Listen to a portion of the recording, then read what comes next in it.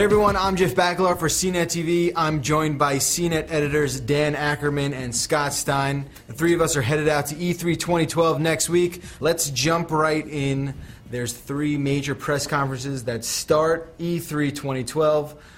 First up is Microsoft.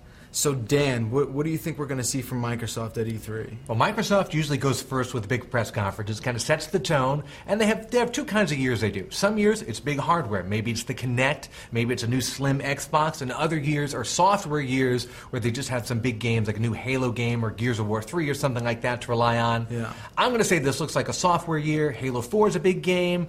Beyond that, I'm sure they'll have a new Forza game if you're interested in that. If they start the press conference with Black Ops 2, I'm not going to be a happy man, though, because that's how they did it last year. It's 20 minutes. And they just showed a The game. same 20-minute demo you saw over and over again everywhere you went. And not only that, it's a game that's going to be available on another platform. So stay exclusive, Microsoft, is what I guess the takeaway is, right? Let's move to Nintendo real quick. They have no problem being exclusive. They do, right. They've made it that way with their hardware. You have a 3D, glasses-free 3D handheld with two screens. Yeah. That's pretty exclusive as far as the games you put on it. And then, you know, the Wii U was shown last year in a very preliminary form with no actual games, just a lot of software demos. Right. That thing's got its own kind of tablet-like second screen. And who knows really what that main hardware box looks like or what the graphics capabilities are truly going to be. So that's really going to be the coming out party here is what is the Wii U? What will the release date be? Will we see the launch games for it finally?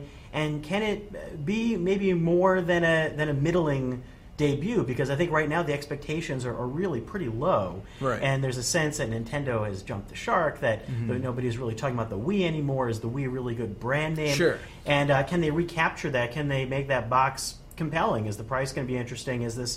Can they recapture the casual gaming crowd that Apple seems to have taken? But is that genius, having low expectations? Have they actually done exactly the right thing and set that bar low? And everyone's like, the Wii was just a fluke. They actually don't know what they're doing. Well, it's interesting because all along the 3DS, you know, we think of as a failure, but actually the sales numbers have been steadily increasing. And it's doing well, and they're generating profits on the systems and the games, and it's not a DS-like success, but I wonder if there's it could be maybe a slow rebuilding. All right, time to move to Sony. What is Sony going to do?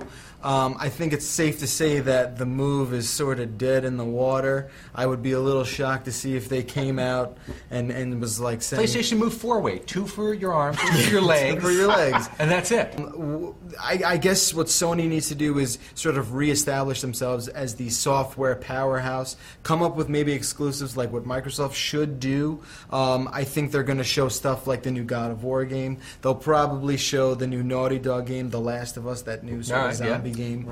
I mean, and I also think solidifying themselves as the content provider that Microsoft has been able to do with all of their multimedia platforms and portals and whatnot. So Sony sort of has their work cut out for them too. But this is the company that makes the TVs and the stereo systems, and they make computers, and they make tablets, and they make phones, and even gaming phones now, and the game console, and they co-invented Blu-ray. You'd think if anybody could knit all these things together neatly, it would be Sony, but they've had a really rough couple of years, even outside of the gaming industry. Oh, for sure. Outside of their consoles, I mean, let's be honest. Not a lot going on. They're really not doing that well. I mean, I don't know anyone who owns a Sony tablet.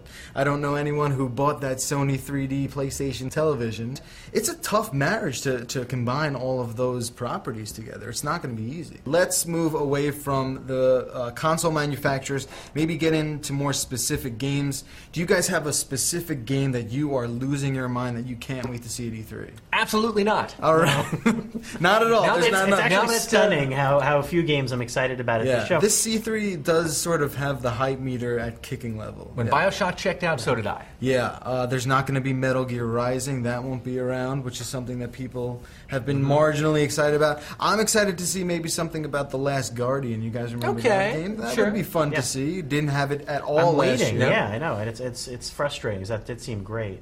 I'm hoping there's some new product, and by that I mean maybe not even hardware, but something, a new concept, a new idea. Usually they tend to do like a 2-year tease. So you remember like Kinect, you know, the year before it was Project Natal, and that was the year when they didn't really have anything to announce, just this is going to show up in a future means that you don't know about. And then the next year you show the product. So maybe we'll get that. We didn't even mention Kinect, and that's kind of telling in a way that it didn't even occur to us to bring that up. Oh, because there's no reason to bring it up. That ship has sailed. All right, so hopefully things will work out better than we're anticipating right now. Hopefully. But you can head over to e3.cnet.com for all of our E3 2012 coverage. The three of us will be out there, along with some of our San Francisco friends, and we'll see you there. Thanks for tuning in. For Dan and Scott, I'm Jeff Bakalar. We'll see you guys in Los Angeles.